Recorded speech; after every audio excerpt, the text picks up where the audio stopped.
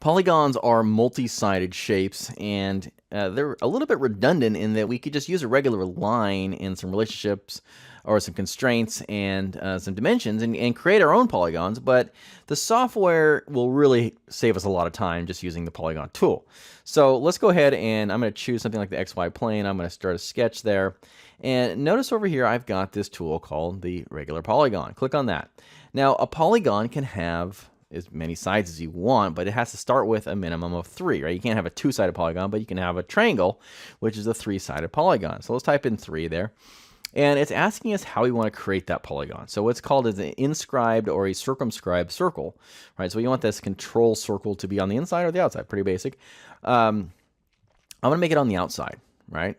And then over here, I'm just going to click, and notice wherever I click is kind of the start of my polygon. In this case, I'm making a triangle, right? And I'm going to add it, put it at a little bit of an angle just to start. Click here, and there it is, okay? I'm going to apply it. There is my polygon. He's looking pretty good. Now, if I wanted to, of course, I can go over here and create some new polygons, right? I can add 5-side pentagon, or if I wanted a hexagon, I can create a hexagon, right? Any of these things, and I can apply them if I like them.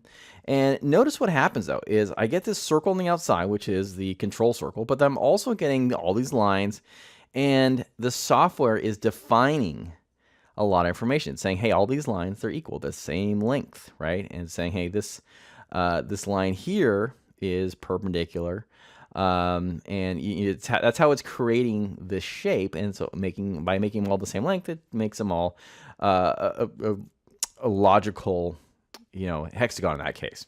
And of course, you can go back and you can add more relationships. So for instance, over here, I could say, hey, this line here, I want to add a constraint. I want to say that's going to be horizontal, right?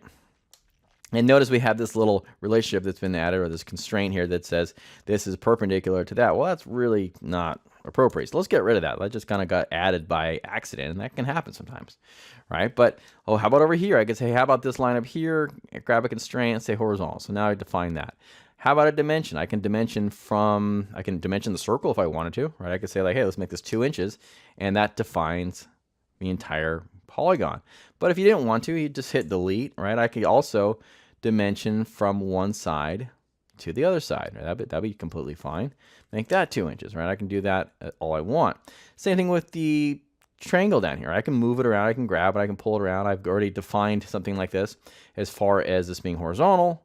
And if you want to, you can dissect your polygon, right? If I say, hey, I don't want that circle, let's just get rid of it, right? Now all of a sudden this is okay. And you say, well, I don't really want this line here either. We can do that, right? I mean, we can start with a polygon and then modify it and then, keep going. I could get my line tool out and I could get crazy. I could come over here and, make a line here and connect it there and just use that as a starting shape and connect it together with some other things or some other lines or other circles or whatever it is to get as complicated of a sketch as you want. And just want to remind you that really all this is just the line tool with a bunch of references and constraints that have been added to it to make it so it's a shape that we can work with. Anyways, that's the basics for working and controlling polygons.